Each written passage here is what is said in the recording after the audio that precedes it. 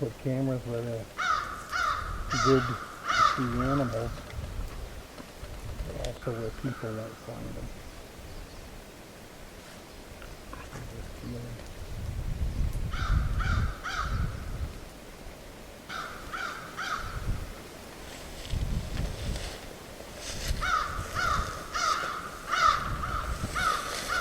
I want to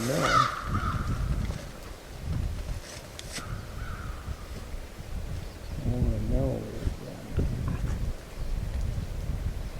Yeah, you can see the hunt shack. Yeah. I want to know if you're here often. Between here and there. Yeah. Like in the morning or at night.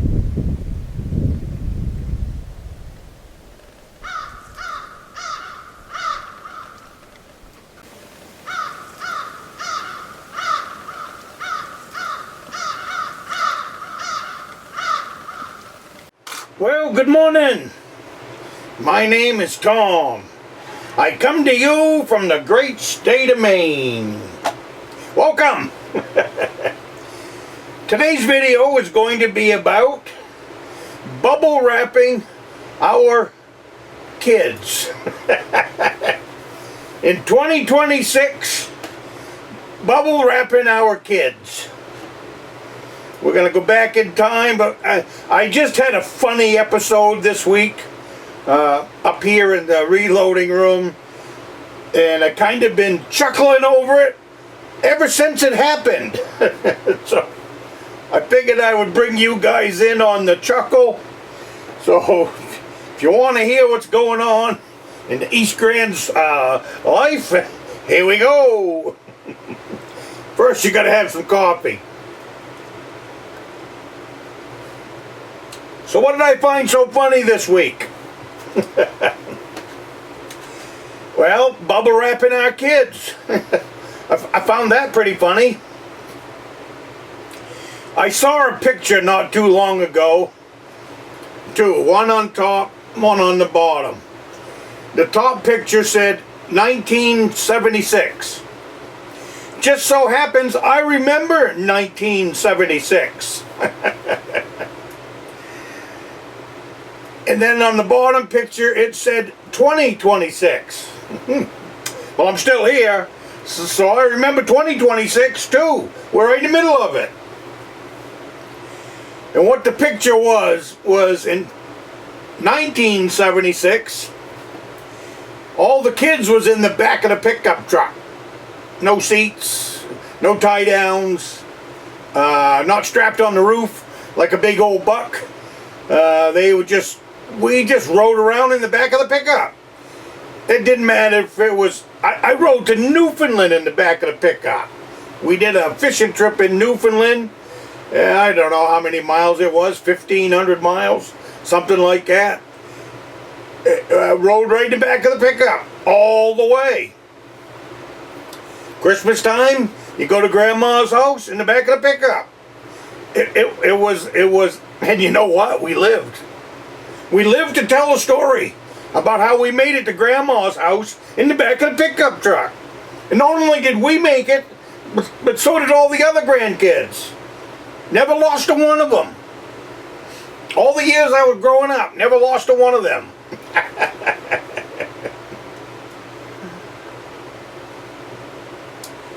So somewhere along the lines, somebody passed a law that we need to bubble wrap our kids. And it's really bubble wrapping all of us. There's a lot of laws now on the books that tell each and every one of us how to live and how to be safe. So how does that wrap into the reloading room? Well, the guns are no different, and the ammunition's no different. I was reading a box of ammo, and it said, keep away from children. Which is a good idea. I mean, if you don't know what you're touching, and you don't know what you're working with, it's a really good idea not to play with it. And I'm sure, it's been a long time since I read the book that comes with a rifle, but I'm sure that says the same thing. Keep away from children. Unsafe. Don't teach them how to be safe with it. Don't teach them what this is all about. And YouTube's got my hands tied when it comes to this channel.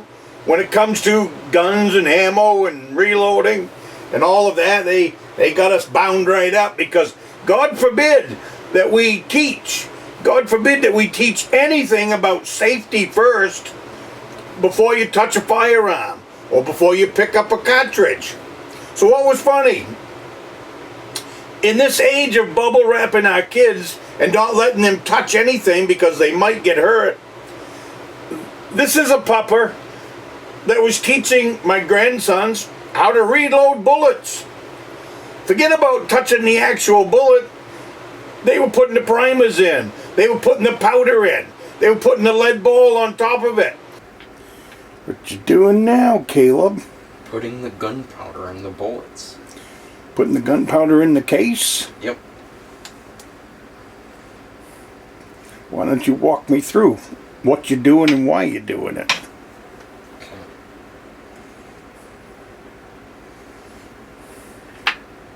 I take a bullet case and I put it on the scale, and then I zero it out, and I take it over here, put it under here, then do 2 clicks, and I put it back on the scale, and it should say 4.2 or 4.3, and then it's good to put back.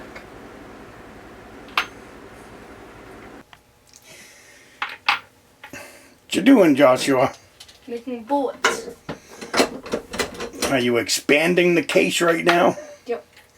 What'd you do before this step? I took out all the primers. Pushed out the primers? Yep. Resized the case? Yep. What's that rifle over there on the wall? The Henry. What is it? A Henry 30-30. Oh, yeah? Who gave you that? Uncle Jeff. Say hello, Uncle Jeff. Hello, Uncle Jeff. And then they were crimping it. And when they were all finished, they built themselves 50 rounds of 38 shells for the real gun that I'm going to allow them to shoot. It's not going to be a pretend one. They've never held a pistol in their hands until they were ready.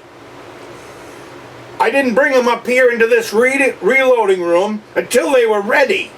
And it's my job, Papa's job to know when they're ready.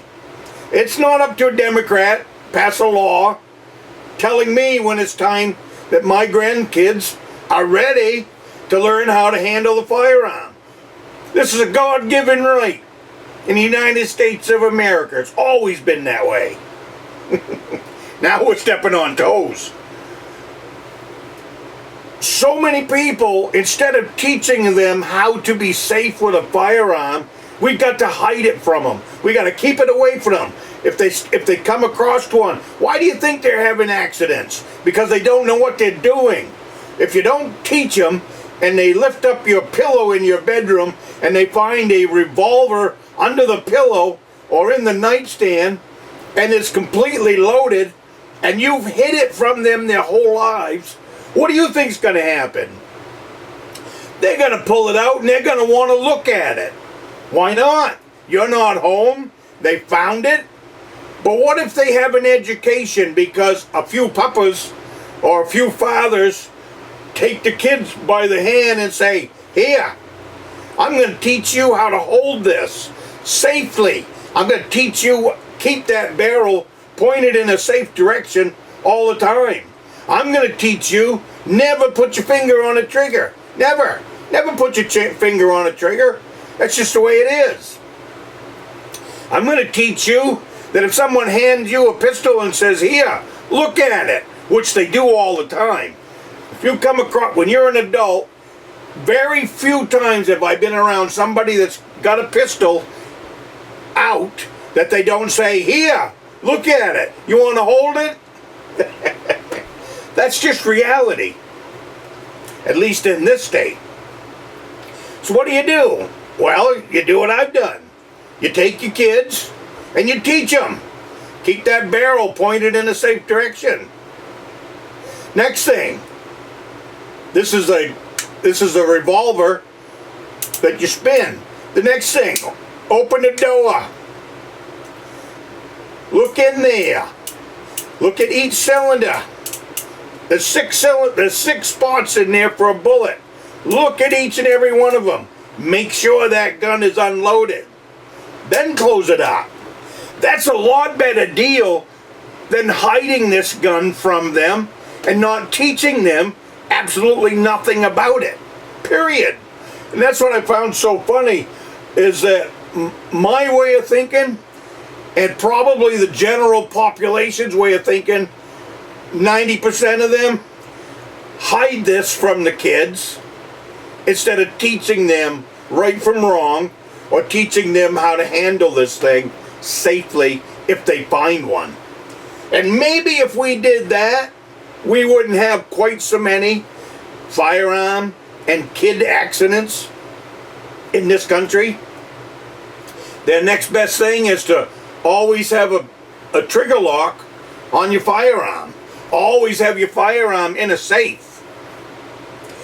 One of the reasons that I own my firearms is for self-protection. I have trigger locks. I also got a safe. I got a bad guy bashing down the front door. Do you think I really have time to find the key, do the combination on the safe, load my gun? Now he's already in. He's already coming up the stairs. He's already in the house. Now I'm dead. Because my gun was locked up tighter than a turd, because God forbid we teach our kids how to find one of these in your house and then don't touch it. Period. Don't touch it. Don't look at it. Don't touch it. Don't anything it. Instead, we hide it from them, and then when they find one, they take it out and they play with it. And they've only played with their toy guns. You know, you give them toy guns, you give them little toy pistols. They've only played with them their whole lives. So why would this one be any different than the toy that they picked up? You know, you pick up a toy gun. All my grandsons have got toy guns. Like I said, last week, they was old enough to hold one of these. I put it in their hands. They were shocked at how much it weighed. They were shocked at how you could just tell, looking in their eyes, you could just tell that they knew that this was a whole lot different than that toy cap gun that they've been running around the yard with for years. I would rather put my grandkids in a situation to learn what this is all about than to hide it from them under a pillow and never show it to them. I knew this was not going to be a well, we'll see how it goes, I guess. I'm not saying leave your guns out loaded and under pillows and in your nightstand when you have a house full of kids. I'm saying start teaching your kids what this is all about.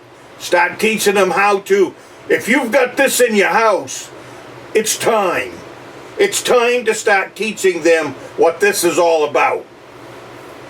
If you're not going to teach them what this is all about, then I am 100% in the thought of get this out of your house. If you have this in your house and you have no intentions of teaching your kids what it is, how it works, and what it can do, then my recommendation is get this out of your house. Because your house is an accident waiting to happen. Putting that key lock on it's not going to matter.